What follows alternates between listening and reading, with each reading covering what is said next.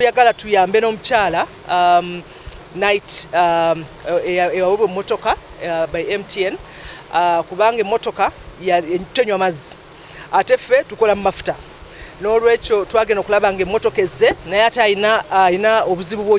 bw'ogiteekamu amafuta n'olwekyo netugamba ffe nga Shell engeri gye tukola mu mafuta katumuwa amafuta ag'omwaka n'emmotoka tugimukolera service yano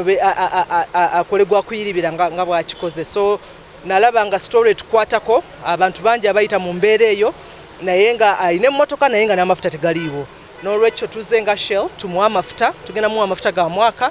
ne service tumukolere omwaka then tulabe abalala bakwategera naye nga story tukutteko nnyo n'olwekyo tukikoze mu mutima ogw'obuntu. Adi ya Shell kunywa mafuta kola service bano kye bankoze abantu bangambye bakodde emmotoka togisobola walisobola kiri ekikekete kyo oyiro togula wa 15 wa mutwalo naye emmotoka ogiraba service togenda musobola konze mukama Katonda yaleese emmotoka yagenda oleeta n'abantu abajja okukola emmotoka yange amazima kati mukama mbaddeawo emabegaka waliwo omwami nankubira esimu madamu